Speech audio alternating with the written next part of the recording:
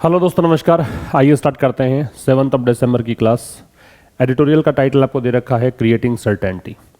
Creating certainty में certainty मतलब निश्चितता है, जो कि एक नाउन है, और क्रिएट करना मतलब निश्चितता क्रिएट करने की बात है, निश्चितता बनाने की बात है। किसको लेकर लिखा गया है? जीएसटी को लेकर लिखा गया है, गुड्स एंड सर्विसेज टैक्स को लेकर लिखा गया है। इसका स्क्रीन पीडीएफ और वर्ड लिस्ट आप प्राप्त कर पाएंगे टेलीग्राम चैनल आशीष क्लासेस से। लिंक आपको डिस्क्रिप्शन में दिया है, या फिर आप सीधा सर्च करिए टेलीग्राम पर जाकर आशीष क्लासेस, आपको मिल जाएगा। वहाँ पर ये सुबह ही अपलोड हो जाता है ताकि आप पहले से पढ़कर रखें, और इवनिंग में जब आप सेशन जब मेरे साथ आप रीड करते हैं तब उस समय इन सब चीज़ों का रिविज़न हो जाए। ठीक है, तो यहाँ से हम स्टार्ट करें इसको। Healthier inflows from GST offer policy makers the bandwidth to fix its flaws. देखिए, हेल्दियर इनफ्लोज का मतलब है जो एक प्रकार से इनकम मान लीजिए, आउटफ्लो है उसको आप एक्सपेंडिचर मानिए।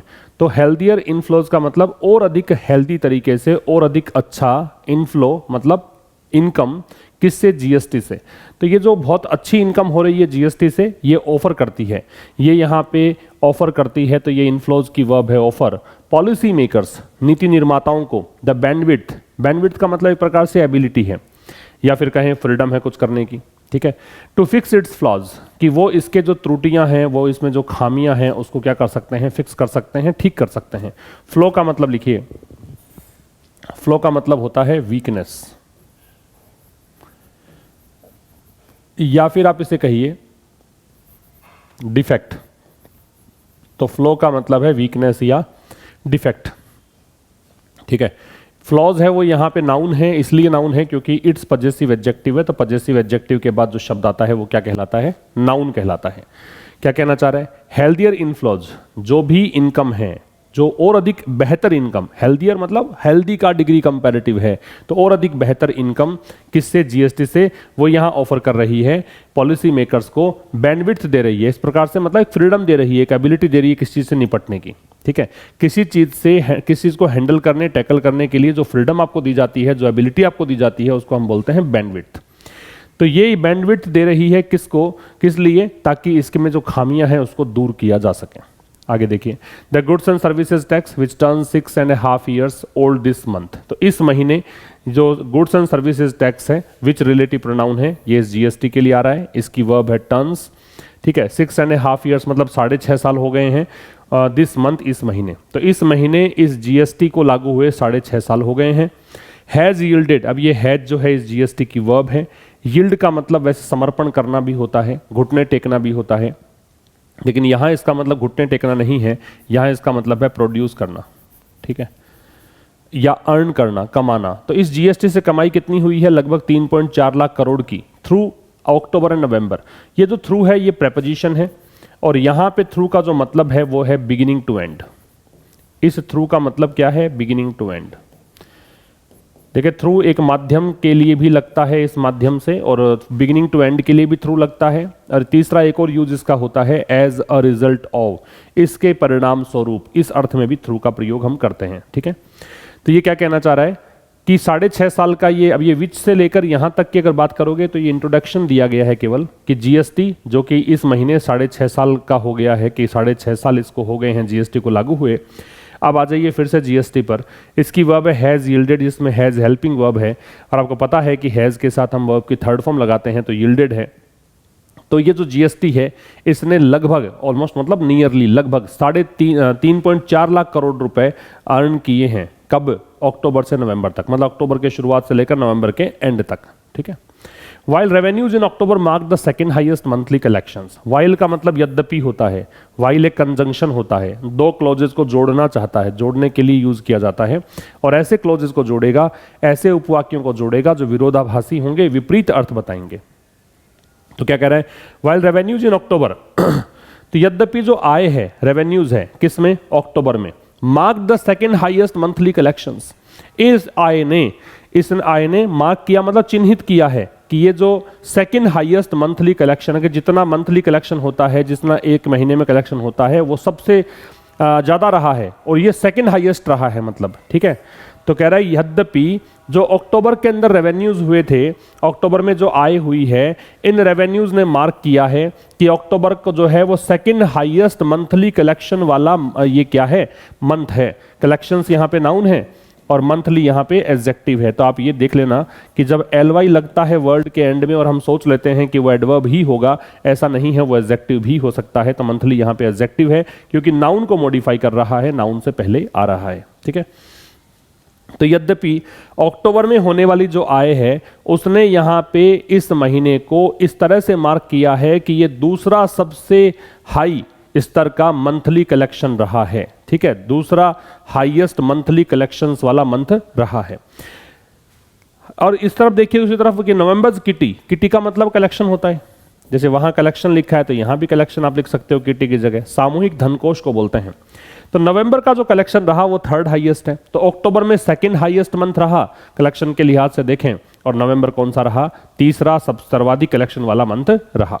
तो किट्टी की वर्ब यहाँ पे इज है, दैट डिटरमिनर है। थर्ड यहाँ पे एडजेक्टिव, मतलब ये जो न्यूमरल एडजेक्टिव होते हैं आपने सुना हो, फर्स्ट सेकंड थर्ड, इनको ऑर्डिनल्स हम बोलते हैं, ठीक है ना। तो ये न्यूमरल एडजेक्टिव है, गिनती बताने का काम करता है और उसमें भी एक प्रकार है ऑर्डिनल। हाईएस्ट है वो डिग्री सुपरलेटिव है, ठीक है। आगे दे रखा है बोथ दीज मंथ्स। एक तो ये ध्यान रखना कि बोथ के बाद लगता है, ये दीज दीज ही लगेगा, दिस तो लगेगा नहीं, दीज दोज ये सब जो होते हैं, या डिटरमिनर जो भी कोई है, दे जिसे लगाना है हमारे को, तो वो भी आपको बाद में ही लगाना है, पहले नहीं लगाना। क्योंकि बोथ को अगर आप ग्रामर में देखेंगे तो इसको कहा जाएगा कि ये क्या है, प्री डिटरमिनर है, मतलब डिटरमिनर से पहले आता है ये, तो बोथ पहले आएगा। तो both these months also recorded accelerated revenue growth after a sequence of slowing upticks. तो दोनों महीने, दोनों कौन से, अक्टूबर नवंबर। ऑल्सो का प्रयोग हम कहां करते हैं, मैन वर्ब से पहले। ये रिकॉर्डेड मैन वर्ब है, इससे पहले ऑल्सो है, ऑल्सो एडवर्ब है। तो इन दोनों महीनों ने रिकॉर्ड किया, दर्ज किया एक्सेलरेटेड रेवेन्यू ग्रोथ। ये हो गया, एक्सेलरेट का मतलब क्या होता है, गति तेज होना। एक्सेलरेटेड का मतलब क्या हो गया, ऐसी गति जो काफी एक्सेलरेट हुई, ठीक है। रेवेन्यू ग्रोथ का मतलब इनकम की जो वृद्धि होनी है, तो उसने इन दोनों महीनों में दर्ज की गई कि यहां पे जो ग्रोथ हुई है वो काफी एक्सेलरेटेड हुई है, काफी तेज हुई है। किसके बाद, आफ्टर ए सीक्वेंस, एक सीक्वेंस के बाद, एक सीरीज बनी हुई थी स्लोइंग अपटिक्स की, मतलब धीमी गति की। अपटिक्स का मतलब क्या होता है, अपटिक्स का मतलब इंक्रीज होता है या राइज होता है। तो बढ़ोतरी तो हो रही थी, लेकिन बढ़ोतरी एक ऐसी हो रही थी, स्लोइंग, धीमी हो रही थी बढ़ोतरी। तो उसके बाद में ये जो महीने थे दोनों, इसमें काफी तेज गति से बढ़ोतरी हुई। दैट कल्मिनेटेड, कल्मिनेट का मतलब है कंक्लूड होना, फिनिश होना, एंड होना। कंक्लूड होना या एंड होना या फिनिश होना। तो इसका अंत कैसे हुआ, ये जो स्लोइंग अपटिक्स जो रही, ये धीमी गति से जो वृद्धि हो रही थी, उसका एंड कहां पे हुआ, सितंबर में। और सितंबर में क्या रहा, रिकॉर्डिंग ए 27 मंथ ट्रॉफ। इसको ट्रॉफ बोलते हैं और इसका मतलब होता है लो लेवल। एक बात और बताता हूं काम की कि ट्रॉफ एक वर्ब भी हो सकती है, इसका मतलब खाना भी होता है, ठीक है। अगर आप चॉकलेट खा रहे हो या कुछ ऐसा खा रहे हो, जल्दी जल्दी खा सकते हो, बहुत ही ईगर होकर खा सकते हो, काफी उत्सुकता से जल्दी जल्दी खाने को ट्रॉफ कहते हैं, अगर ये वर्ब होती है तो। यहाँ पे ये क्या है, यहाँ पे ट्रॉफ जो है वो नाउन के रूप में है, लो लेवल की बात कर रहा है, निम्न स्तर की बात कर रहा है। तो सितंबर में क्या हुआ था, सितंबर में दर्ज किया गया 27 महीने का सबसे निम्नतम स्तर, और वो स्तर कितना था, 10.2% का। फिर समझिए, इन दोनों महीनों में अक्टूबर नवंबर ने दर्ज किया क्या, ये रेवेन्यू ग्रोथ। कैसे रेवेन्यू ग्रोथ, एक्सेलरेटेड, काफी तेज गति से आई हुई ग्रोथ। किसके बाद, एक सीक्वेंस के बाद। सीक्वेंस नाउन है, ए डिटरमिनर है। सीक्वेंस कैसा रहा, स्लोइंग अपटिक्स का, कि बढ़ोतरी तो हो रही थी लेकिन बहुत धीमी गति से हो रही थी, उसके सीक्वेंस के बाद। और ये जो धीमी गति से बढ़ोतरी हो रही थी वो कल्मिनेट हुई, वो एंड हुई, कंक्लूड हुई सितंबर महीने से। सितंबर महीने में क्या हुआ, रिकॉर्ड किया सितंबर महीने 27 महीने का निम्नतम स्तर, और वो कितना था, 10.2%। उसके बाद इन 2 महीनों में तेजी देखने को मिली। इसका स्क्रीनशॉट ले सकते हैं आप। आगे कह रहा है October GST inflows were up 13.4% and November's by 15.1%। अब अक्टूबर का जीएसटी इनफ्लो जो रहा, अक्टूबर में जीएसटी से जो आय हुई वो कितनी थी, तो इनफ्लोज की वर्ब है वर, वो थी थोड़ी ऊपर हुई 10.2 से और 13.4% पर गई, और नवंबर की कहां तक गई 15.1% तक। बाई का मतलब क्या है, तक। With revenues from domestic transactions up 20%, और ये रेवेन्यूज कहां से आया, आय कहां से आई, ये आई घरेलू ट्रांजैक्शन से, डोमेस्टिक ट्रांजैक्शन से, कितनी 20%, ठीक है। द हाईएस्ट इन 14 मंथ्स, और ये सबसे सर्वाधिक स्तर रहा 14 महीनों में। तो यहां तो आंकड़े हैं, कुछ खास बात नहीं है, रिपीट कर देता हूं हालांकि, कि अक्टूबर का जो जीएसटी इनफ्लोज रहे वो कितना रहा 13.4%, थोड़ा ऊपर रहा, और नवंबर का रहा 15.1% तक, और with revenues from domestic transactions up 20%, और यहां पे डोमेस्टिक ट्रांजैक्शंस बढ़कर कितने चले गए 20% तक, और ये 14 महीनों में हाईएस्ट स्तर रहा। फेस्टिव फर्वर, इसको बोलते हैं फर्वर, ये नाउन है, फेस्टिव एडजेक्टिव है। फेस्टिव मतलब होता है त्योहार, त्योहार से संबंधित, और ये हो गया नाउन। फर्वर का मतलब है एंथुजियाज्म, एंथुजियाज्म, या इसे आप कहेंगे आर्डर, ठीक है, या कहेंगे जील, उमंग, उत्साह, जोश, ठीक है। तो जो त्योहारों के सीजन में जो उत्साह रहता है खरीदारी करने का, इस चीज ने निश्चित रूप से, श्योरली निश्चित रूप से बोल्स्टर किया। बोल्स्टर करने का मतलब होता है स्ट्रेंथन किया, मजबूती दी, या फिर मेक स्ट्रॉन्गर इसको कहा जा सकता है। तो इसने मजबूती दी लास्ट मंथ के nearly 1.68 lakh crore of GST revenues, पिछले महीने जो लगभग 1.68 लाख करोड़ का जीएसटी रेवेन्यूज रहा था उसको मजबूत किया, विच वर बेस्ड ऑन ट्रांजैक्शंस इन अक्टूबर।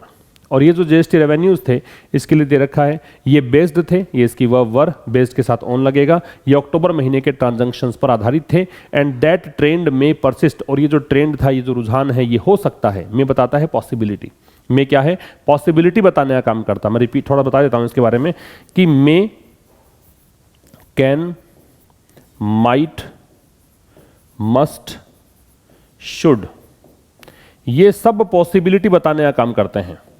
मैं बताता है पॉसिबिलिटी जब पॉजिटिव पॉसिबिलिटी हो, आप ऐसा कहो कि ऐसा हो सकता है, तो वहां पे आपको लगाना होता है में। अगर आपको पॉजिटिव पॉसिबिलिटी की बात करनी हो, जैसे वह आ सकता है आज, वह क्लास में हो सकता है, आज बारिश आ सकती है, ऐसे बात करनी हो तो में लगा सकते हो।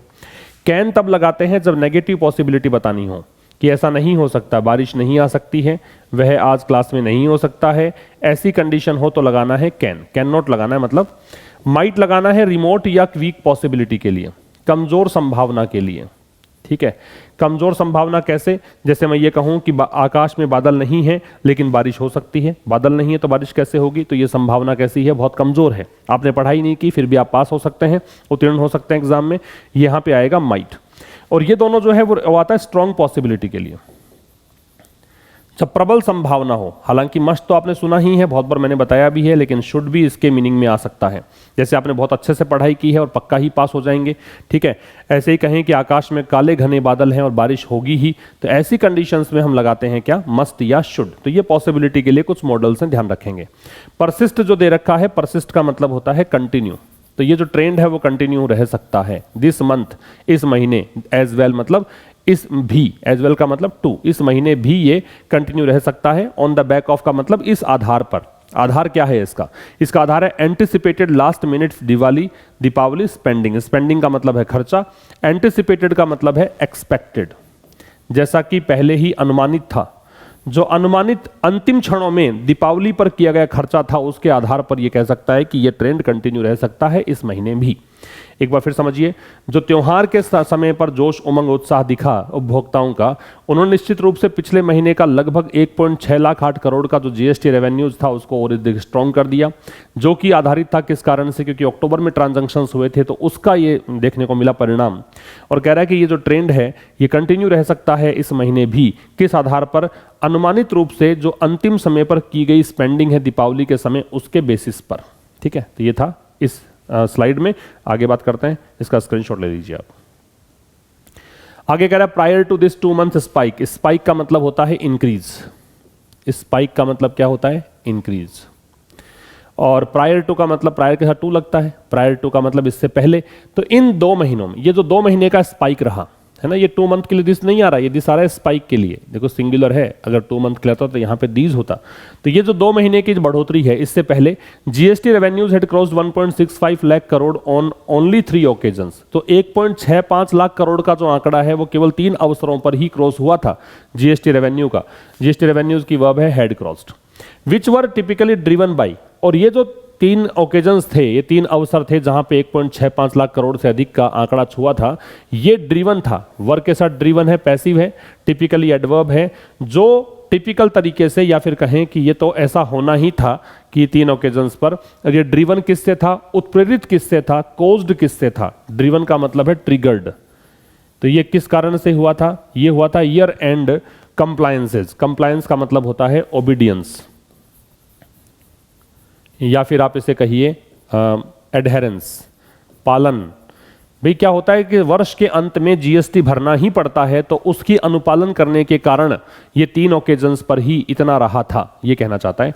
Now the average monthly collection so far in 23-24, अब जो 2023-24 का वित्त वर्ष है उसमें जो औसतन मासिक कलेक्शन रहा है अब तक, वो कितना है, 1.66 लाख करोड़ का है। ये एवरेज कलेक्शन बात कर रहा है। सो फार का मतलब होता है अनटिल नाउ, अब तक। इसका मतलब क्या है, अनटिल नाउ, अब तक। एन इकोनॉमिस्ट बिलीव, और जो अर्थशास्त्री है उनका विश्वास है, ये इसकी वर्ब है, सेंट्रल जीएसटी रिसीट्स की जो सेंट्रल जीएसटी प्राप्तियां हैं केंद्र स्तर पर, जो जीएसटी की रिसीट्स हैं, इसको रिसीट बोलते हैं, रिसिप्ट नहीं बोलते हैं, पै का उच्चारण इसमें होता नहीं है, और रिसीट का मतलब प्राप्तियां होता है। और अर्थशास्त्री जो लोग हैं उनका विश्वास है कि सेंट्रल जीएसटी जो रिसीट्स हैं में सरपास, सरपास का मतलब होता है आउट डू, आगे निकल जाना, या फिर इसे और क्या कहोगे, सरपास को आप और कह सकते हो एक्सेल। तो ये हो सकता है कि सरपास कर जाए बजट एस्टिमेट्स को। बजट एस्टिमेट्स का मतलब क्या है, बजट के पूर्वानुमान को। इवन इफ, चाहे 1 फैक्टर्स इन, फैक्टर इन का मतलब होता है इंक्लूड, फैक्टर इन का मतलब क्या होता है, इंक्लूड करना, या फिर कहें कंसीडर करना। यदि कोई इसको भी शामिल करे, किसको, रिलेटिव स्लोडाउन, तुलनात्मक रूप से जो मंदी है, स्लोडाउन का मतलब स्लंप, मंदी, क्रंच, ठीक है, in the final quarter of this year. तो इस साल का जो अंतिम क्वार्टर की मंदी को अगर देखा जाए, तुलनात्मक रूप से, रिलेटिव मतलब कंपैरेटिव, अगर मंदी को देखा जाए, इसको भी शामिल करें तो ऐसा हो सकता है। फिर समझिए, तो क्या कहना चाह रहा है ये, कि अब जो एवरेज मंथली कलेक्शन रहा है 2023-24 का, अब तक वो 1.66 लाख करोड़ रहा है। और अर्थशास्त्रियों का विश्वास ये है कि सेंट्रल जीएसटी जो प्राप्तियां हैं वो बजट एस्टिमेट्स को के परे जा सकती है, उससे भी आगे निकल सकती है। चाहे कोई व्यक्ति इसको भी शामिल कर ले तब भी ऐसा ही देखने को मिलेगा। तो ये था आज के इस एडिटोरियल में। मिलेंगे अब कल एक नए सेशन के साथ, तब तक के लिए नमस्कार, थैंक यू वेरी मच।